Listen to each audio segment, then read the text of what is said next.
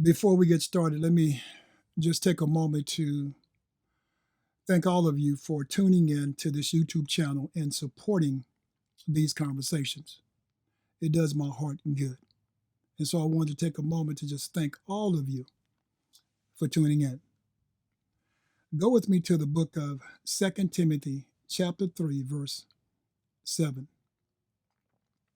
2 Timothy chapter 3, verse 7. And it reads like this: ever learning and never able to come to the knowledge of truth. Let me read that again. Ever learning and never able to come to the knowledge of truth. We're living in a time, in a world, where 5-year-olds are bringing guns to school. And if that wasn't enough, we're living in a time where 5-year-olds are bold enough to pull the trigger and shoot a teacher. I mean, we're living at a time where 15, 12-year-olds, 17-year-olds, they're all packing guns as if it's common. That's the time we're living in. And my heart truly goes out to our children. I mean, because when you think about it, 5-year-old, 17-year-old, 15, 12, these are babies. These are babies who are lost. And something's happened. There's been a great disconnect some kind of way. Somehow this is all happening on our watch.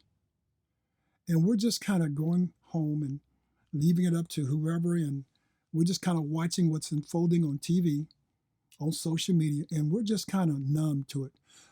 We become desensitized, if you will, to it. It's become our norm, and that's not good. Something wrong with this becoming your norm. Ever learning. They're always learning. These children, they have so much. Wow. When you look at how many tools, instruments, devices they have to learn from, to pour into them. I mean, news 24/7, social media 24/7, Xbox and these PlayStations, and I mean, you name it, they have it. And so this has got to be one of the most educated generations that's ever lived on the face of the earth. It just has to be. Ever learning and never able to come to the knowledge of the truth. They've got so much being pushed down to them, so much pushed into them.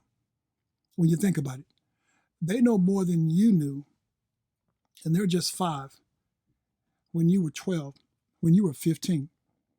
That's how much information our children have. And so when you look at things happening that's alarming to the normal person, it's a reason for it. It's a reason for it because we turned some things on inside of them that shouldn't be turned on until 10, 15, 20 years later. But we're all kind of condoning it when you think about it. I mean, you've got some people fighting against it. But for the biggest part, this world is okay with what's happening. As long as it's not happening to me, I'm okay with it. But keep in mind, these are all of our babies. All of our babies. And you might not be impacted this week, but something's coming next week. I mean, we all have struggles. We all have issues. And these individuals who are going out and pulling the trigger, who are going out and recklessly, violently harming other people, it's because they're lost. I can't say enough. It's because they're lost. And we as parents, if each parent would get a handle, if you will, a hold on their children, how much better would this world be? If you would influence your children to be the best they can be, I mean, how better off would we all be? And that's the subject of this particular conversation, the purpose of your influence as a parent. Where are the influencers for these children, for your children? I mean, you're one of the influencers. I hope you know you need more than just you. It takes a village. When we talk about it takes a village to raise, well, it does. It really does. Looking at the book of Timothy and looking how Apostle Paul mentored Timothy. And then Paul tells us about Timothy's mother, Eunice, his grandmother, Lois, spent quality time with him, pouring into him from infancy, to the point that they said they poured into him so that he would recognize the Messiah, that he would have a relationship, that he would have an understanding, that he would know his place. Because Timothy had so much, he had so much, if you will, respect for Apostle Paul, Paul's teaching, Paul's conversation, Paul's faith, Paul's belief. And our children, I don't know who they have respect for. One reason is because we're not influencing them in the way that Eunice and Lois mentored and influenced her son and her grandson. We're leaving it up to chance, to hope. I hope they fall into church. I hope they fall into giving their life to Jesus Christ. I hope they fall into being a good man, a good woman. We're leaving it up to chance. Bishop Jake has a book that he's written called Disruptive Thinking. And when you look at that title, I think it really spearheads from grown folks, from adults, from parents who are having disruptive behaviors. I think that's what some of this is coming from, why our children are acting out. Because they're looking for someone to feed them, looking for someone to believe in them. Paul believes so much in Timothy that he calls him, or he tells us that he has what we call a genuine faith. And he tells us that he gets this genuine faith from his mother and his grandmother. They didn't leave its life up for chance, for hope, to the point that Apostle Paul tells us that he calls Timothy my true son in the faith. My true son in the faith. Don't you wish that was said about all of our sons and daughters? Being our true sons, our true daughters in the faith. No, not in the world. Not in my teaching only. No, because that's limited when you think about it. Under my influence, but under good, healthy influence. Paul teaches Timothy to be an example by his speech, what he says, how he says it, when he says it. Read the room. Is it the right time to speak on this subject? Is it the right time to be sarcastic? Or trying to be witty? Or trying to be a jokester? Should you be serious right now? He teaches Timothy to have good conduct. Know what you're doing and know why you're doing it. Don't just follow others. No. Be a leader. Be someone who has something inside of you of value that you don't devalue yourself trying to chase the crowd. He teaches them how to love, how to be loved, how to give and respect, how to have faith, how to have faith in a God that you can't see, but you know he's there, how to trust him and believe in him. And then he teaches them how to be pure. That's a taboo word now, to be pure, to be a virgin, to be whole. Nobody wants to be that. Nobody's trying to perfect that. But Paul teaches Timothy, this is what you need to be. This is how you should conduct yourself. And then he tells him, don't let nobody plague you because you're young. Because Timothy was like 17 to 21. He said, don't let nobody play you. Yes, because they will try to play you. He said, be encouraged. Stay focused. Yeah, stay to the task. Your mother and your grandmother did a good job. Stay focused on that. And he says, don't chase false teaching. No, steer from it. Because you have a purpose. Yeah, you've been influenced by some good people. He said, steer from false teaching. Stick to your mother and your grandmother's teaching and to my teaching, Paul is saying. Are you preparing your children to distinguish between right and wrong? Are you preparing them to understand the difference between truth and error? What are you putting in them? Or are you letting false teachers run their life? Are you not teaching them the truth? Because see, you can't be surprised when they do something wrong when you're not teaching them. Paul tells Timothy to present himself to God as one approved, a worker who does not need to be ashamed and who correctly handles the word of truth. Yes, Paul was a great influence on Brother Timothy, a great influence. I pray that you become a great influence over your children. Teach them while they're young. That's what I'm trying to allude to. Timothy was young. From infancy, he was being taught the Old Testament, being taught the Word of God, being taught how to prepare himself for such a time that he would have to go out and minister himself. My friend has a grandson who is 3 years old, and he was telling me how he's been teaching him how to mow the front yard, to mow the lawn. And he gets him up on the lawnmower. He's been doing this since he was 2 years old. And the other day, his grandson gets the lawnmower out and he mows the whole front yard by himself because he spent time with him. He's been teaching him, yes. He's been influencing him. See, that's all it takes. These children have the capacity to absorb so much. But we're so busy playing, We're so busy idolizing ourselves. We're so busy taking care of ourselves. We're so busy, living for ourselves, that we're letting this world raise our children. And they're falling. They're falling real bad. Now they know a lot. Don't get me wrong. They're very smart. I told you this. They're very smart. But why aren't you being like Paul, being like Eunice, being like Lois, letting someone help you mentor your sons and daughters? I mean, someone who you know is on point. There's always somebody more saved than you. You know what it is. There's always somebody who's more faithful than you, someone who really puts the time in.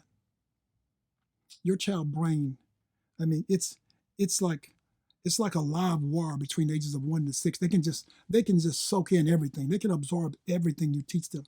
They can learn so much, so rapidly, so quick. And those are the vital years between the ages of 1 to 6.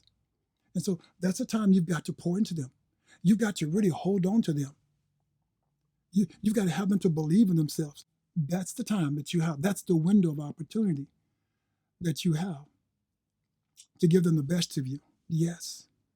To give them what they really need from the beginning, from a foundation, if you will. That's what they need from you. But what you're doing is you're waiting till they get to be 25 years old. And that's when their brain is fully developed by now.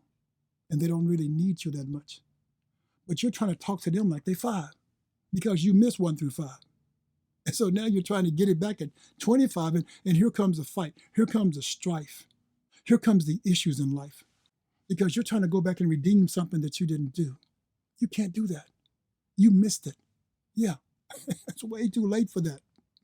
And so now you find yourself having a verbal conversation with them that you don't like. They think they're beside themselves. No. You're just late to the party. They've been raised by their friends now. By now, strangers have raised them. Yes, grown folks with pain, grown folks with issues, with brokenness has raised your children. That's what's happened. You've allowed someone else to raise your child. Timothy, keep in mind, was like 17 or 21. There's a story in the Bible about Queen Adelia. She tried to get rid of all of the royal line, if you will, of King David because she wanted to be queen. So the next individual who was in line to be king was a 7-year-old by the name of Jehoash. And Jehoash was hid because everyone knew that the queen would kill him. And 6 years later, they put him in front of this priest named Jehoiada. And Jehoiada brought him forward. Look at this. Look at it. His mother, Sibia, had enough sense to put him in the hands of a priest who could mentor him to be a king. 7 years old. Get them while they're young. Infancy is when they were teaching Timothy, his mother and grandmother, Eunice and Lois. Get them while they're young. You see, this queen was simply an agent of the devil. That's all she was. She was assigned to destroy, the royal bloodline of King David. She wanted to get him. But here he is, 7 years old. Could you handle that? Would you step up to the plate for that? Can your child step up to the plate at 7 years old because you poured so much into them that they know what to do? See, let me tell you what's happening with our generation. Ever learning and never able to come to the knowledge of the truth. Our children learn so much and have so little. Yeah, they've got all these devices teaching them, pouring into them, and yet they really don't have the truth. We're told that Timothy makes a statement, flee also youthful lust. Mm. He said, all that's going to do is distract you. All that's going to do is just simply entertain you for a season and make you foolish, make you childish, keep you wanting something that you really can't get. Let me tell you what your children should be doing. King David was 17 years old. He killed a bear. He killed a lion. He killed Goliath. He killed his fathers and brothers' limitation of himself. Jesus was 12. And he was amazing the elders. I mean, they were just astonished at how much he knew, how powerful, how knowledgeable he was. I told you, Timothy was 17 to 21. And he was being mentored by Paul and by his mother and by his grandmother. As Christians, our children, well, hold up. They're Christians who died back then, what we call ancient days, who died back then for their faith, for their belief.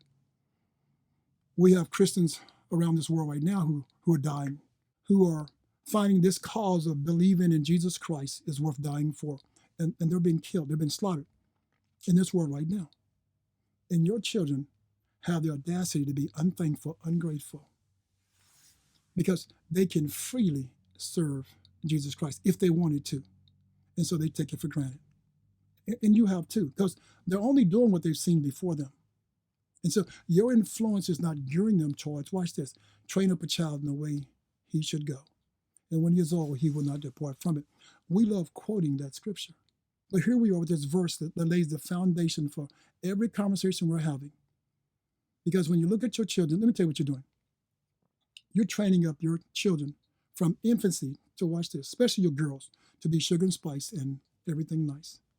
To play with doll houses and to play with little toys and to play dress up and to play makeup and to play spa day, pedicure, manicure. That's what you're doing.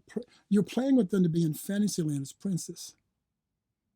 And then when they get around the age of 13 as teenagers, and then you start looking at things like, well, let me give them a cell phone so that they can keep in touch with me versus giving them the New Testament so that they can keep in touch with God. You give them a cell phone before you give them Jesus Christ. Think about that for a moment. And you wonder why we have 5-year-olds walking into schools shooting teachers. Your sons, you train them up from infancy to be little bullies. Yeah, to be little terrorists. That's what you do. Let's be for real. My boy, he can't do nothing wrong. Yes, he can, and he is. But we train him up to just, I want him to be strong, and I want him to be courageous. And well, hold up, that's all good. But not once are you saying, I want him to be a minister. I want him to be a believer. I want him to be someone who shares the word, who witnesses. I want him to be someone who goes on mission trips. I want him to be someone who's encouraging. No. You give him a cell phone. That's what you give him, to babysit him, to occupy him, before you give him the New Testament, before you give him Jesus Christ. That's what you give him. That's what we're giving our children. So watch this. We wait until our sons and daughters of a certain age, and then we try to make them, if you will, we try to teach them how to be young adults. My aunt told me once that you waited too long. Wait breaks the bridge. It's too late for you. You waited way too long. You got a fight on your hand now. That's a tough fight. I'm convinced that King Joash, at the age of 7, stepping up, it really meant something to all of us. Timothy at the age of 17 to 21, stepping up in Paul's shoes really meant something for us and to us. King David at the age of 17, yes, defeating the bear of the lion, Goliath, and everything else around him. It really meant something to us that he was stepping up. It was a notification, if you will. It was an alert. It was a warning. It was a map, if you will, directions that you teach them sooner versus later. Listen to me. I know you want your children to have a normal, a healthy childhood. And that's not a bad thing, but look at the rate that this world is tracking. If you're not careful, that childhood that you want them to be, watch this, they're going to be permanently messed up or dead. The way this world is tracking, You got to get them while they're young. You can't be waiting to send them through this fairy tale land. You got to start teaching them now. You've got to influence them now. That's the purpose of you being a parent. You've got to influence them now. And I'm telling you, don't let these grown folks get ahead of your kids. Don't let these grown folks with all this unfamiliar spirit and all this unnatural spirit, don't let them mess with your kids. My grandson, 14 years old, came down for spring break. And I thought this is a great time to talk to him about the birds and the bees. And so I've got him in the car and we're talking. And I give him this lengthy conversation and I'm just on it. I'm doing my thing. I'm talking to him. And then we get to my house and he goes in the house and my daughter's watching this reality TV show. Appropriate for her, but not for him. Well, I don't know if it's appropriate for her, but anyway, let's roll with this. He sits down beside her and he starts watching the show with her. And he says, "Oh, I've already seen this whole show. I'm waiting for the next season." And she sits there and she says, "What?" And I said, "You've seen that show?" He said, "I've seen all that show and I'm waiting for the next season." Now, let me tell you something. I told him, I said, "So why did you let me tell you all that stuff in the car when really and truly birds and the bees, that's you two, that's beneath you. You could be teaching me stuff from watching these type of shows." I mean, that's what's happening. We're letting our children, who I told you, your brain isn't fully developed until you're 25, watching all these shows, playing all these games on all these devices, all this pouring into them, that a grandfather can't have a decent conversation with his 14-year-old grandson without realizing that conversation is way too late. I told you, infancy. You got to catch him coming out the womb and start talking to him. My grandson is so smart. He started telling me stuff about the Willow Project, about what's happening in Alaska with all of the oil and trying to dig up all this oil. He started telling me about the Euphrates rivers, what the Bible is talking about, that it's going to dry up, and how there's fallen angels up under the Euphrates rivers. And he was talking about all the angels who fell. I said, no, hold on, let's go fact check that. Let's go fact check that. You see what I said? Ever learning and never able to come to the knowledge of the truth. Because they just run with stuff. Because so much is being downloaded, uploaded to them, that they just run with it as if it's facts. I said, let's go check this out. And when we checked it out, it was talking about 4 angels, not all the fallen angels, 4 angels coming up. I said, see, fact check this. And that's what we have to start doing. Birds and the bees, you too late. Forget that conversation. Reality TV, that's who their instructors are now. Reality TV, yeah. Influencers on social media. That's your children, yes. That's our influencer who's influencing them. That's who's teaching them. He told me how smart his sister was with the Bible. She knows the whole Bible. And then I realized, never learning. She knows it. And never able to come to the knowledge of the truth, but not using it. See, our children know so much. Our mom and father used to tell us, you think you know it all. And we did know a lot. But we didn't know the knowledge of the truth. We just knew what we knew. We were limited. We knew a little bit, but not a lot. Our children are aching inside. Can't you see it? It's like this world having all these earthquakes and tornadoes and hurricanes, the force of nature coming together. Our children are boiling over inside. They have this passion inside of them. And it's that spirit in them trying to get to Jesus. But you're not pointing them toward Jesus because you're pointing them towards you, your mistakes, your failure, your pain, your problems. You can't get out the way long enough to take them to a decent Bible teaching church, Bible teaching study. You can't get them there quick enough. No, you can't. You won't, because you won't go. And so you're hindering their growth. That's what you're doing. And then you're wondering why they're so messed up, why they're so lost. What's wrong with them? It's because there's a passion inside of them that they can't fill this vacancy, this void. They don't know how to fill it.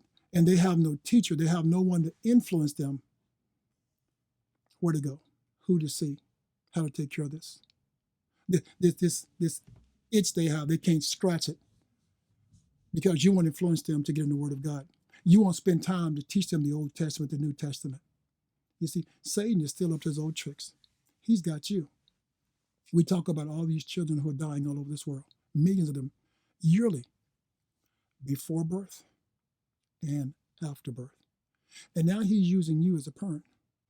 If you're not arming them with the Word of God, then you've disarmed them and you've let them watch this, you left them wide open for the enemy, for their friends, for peer pressure, for adults, for predators. That's what you've done. You left them open, their open season for bad advice.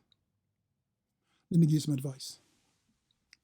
Schedule some quality family time after dinner each night and just sit and listen to your children. Let them unfold, let them unwind to you. Let them tell you what happened during the course of their day. Let them feel open and free, and you're not going to judge them. Let them speak to you. Let them share with you, and then watch what comes out of their mouth. Because, see, when you're doing good, some of you who are in church, some of you who are faithful, some of you who are following the Lord, the devil's going to attack your kids. He see he can't get you, so he's coming after your kids. But if you let your children just speak their mind, speak their peace, they will share so much with you, the things that's happening to them. And now you can give them some good guidance. Not just saying what they should be doing because you're reading the newspaper, you're watching news. No. Let your children tell them what they're dealing with, not what other children they're dealing with. You see, that's how you influence them. Yeah, that's how you become that mom and dad that they've really been looking for.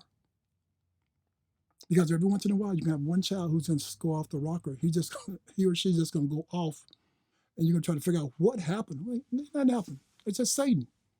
He's picking at your family. Yeah, he's picking at your family, like he picks at you and your husband and your marriage. He's picking at you, ever learning and never able to come to the knowledge of the truth. I can't say it enough. Eunice and Lois and Apostle Paul, now Timothy, they gave us the formula for success. Yes, for influencing one another, steering your children on the right track. Think about how hard you work for your children. The long hours, the long days, the long shifts, the long weeks, the long months, the long years. I mean, just think about this for a moment. And so you're working for them. You're working for them. And really and truly, you should be working in them. Listen to me. All that stuff you're buying them, they don't want that. They want you. And you say, well, I'm just trying to give them the best, Donnie. Well, for a moment, just think about this. You're the best. They need you. You're thinking they need all that material stuff, but talk to them. They want you. They want your time. Yeah, they don't want you working for them. They want you working in them. And yeah, the best, all that stuff, of course, children like things, but they wouldn't trade you for the world because they love you. You're the biggest influencer for your children. You are. So when your children come up broken, beaten down by this world, to their wits' end, because it's going to happen. When they make some bad decisions, they need somebody to come to because they're exhausted, they're frustrated, they're confused, they're faithless, they're hopeless, they're lost. That's when you become that influencer. That's when you become that kickstand, like on a bike. You know, you want your bike to rest, so you put the kickstand down so it can lean a little bit. That's you for your child when they need you. That they can lay on your shoulder. They can lean, they can rest, they can crawl on your shoulder for sound advice. And that's when you can really influence them. Because when it all boils down to it, you're your child's biggest influencer. Don't blow the moment. Yeah. Teach them while they're young. Get them while they're young. And don't forget Romans 10:9. Confess with your mouth that Jesus Christ is Lord. And believe in your heart that God has raised him from the dead. And you too shall be saved. You see, Jesus was the biggest influencer for all of us. There's no bigger influencer. No one has as many followers as Jesus. Shouldn't. And that's what your children should know. It's all about Christ. It's not about anything else but him. And remember, God is God. You be blessed.